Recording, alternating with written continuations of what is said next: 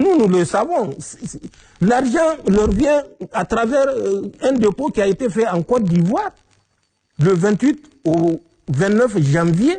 C'est un cargo qui transportait des fonds, qui a fait un atterrissage forcé dans un pays de l'Afrique de l'Ouest que je ne citerai pas, et qui transportait des dizaines de milliards. On connaît le montant exact. Quand ce pays, sur l'aéroport duquel le cargo a fait l'atterrissage forcé, a cherché à savoir qu'est-ce qu'il transportait, ils ont dit non, il n'y a rien. Ils ont dit bon, vous convenez avec nous comme il n'y a rien, nous allons fouiller le cargo. Et c'est là où ils ont dit non, ils ne peuvent pas leur permettre de fouiller le cargo. Ils ont dit, c'est pas votre autorisation qu'on demande, on va fouiller le cargo. Et c'est là où, maintenant, ils ont reconnu que c'est des fonds qu'ils transportaient. Et ces fonds qu'ils transportaient là, avaient pour destination un pays qu'ils ont voulu incriminer. Bon, les autorités du pays où l'avion a fait cet atterrissage forcé, on dit bon, vous ne verrez aucun inconvénient, donc on appelle le pays destinataire pour lui demander si il reconnaît effectivement un convoyage de fonds. Le pays contacté a dit non, lui il n'attend aucun franc de la BCEAO. Ouais. Maintenant c'est là où ils ont changé de pays pour dire bon, on va en Côte d'Ivoire. Et c'est Abidjan notre destination. Donc, il faut écouter, il faut vous renseigner pour ne pas vous limiter à la peinture qui couvre. Il faut gratter pour savoir ce qui se cache en dessous de cette peinture-là. Et c'est ça le drame. Nos gens aiment trop se limiter au superficiel. Nous voyons ceux qui nous attaquent ou qui attaquent la Confédération. C'est parce qu'ils sont superficiels. Pour tout être humain qui a encore un reste de dignité, un reste d'humain, il ne peut nous condamner. Il ne peut condamner notre démarche.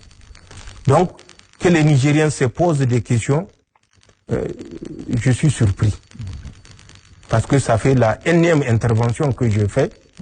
Je me dis qu'ils ont eu suffisamment d'éléments d'appréciation et pour que, comme c'est des êtres humains, qu'ils utilisent cette faculté que Allah subhanahu wa ta'ala a placée dans leur tête pour analyser les événements et réfléchir surtout.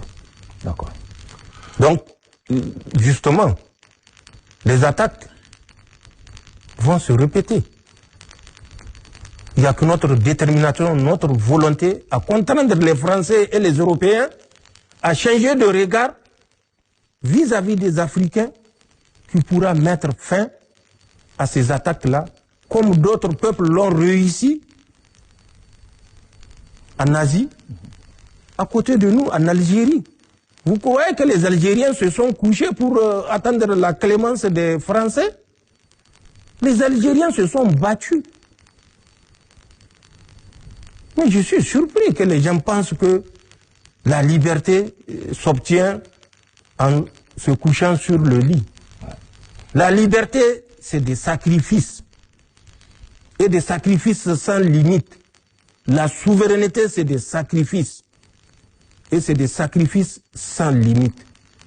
Et ce sont ces sacrifices-là que nous sommes prêts à consentir pour réfléchir en homme libre, nous mener en homme libre, échanger avec toute autre civilisation en homme libre. Nous sommes le départ. C'est ce que beaucoup ignorent. Rien que le Niger a plus de 10 000 ans d'organisation sociale. Tizilawan, c'est dans le Ténéré aujourd'hui. 10 000 ans. Des archéologues ont découvert des villages qui pratiquaient l'agriculture au moment où le Ténéré était humide. Donc, nous sommes au départ.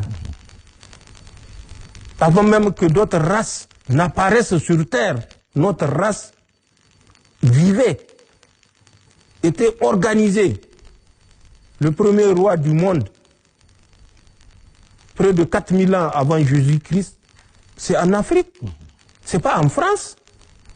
Le premier roi français, vous savez, c'est en quelle année?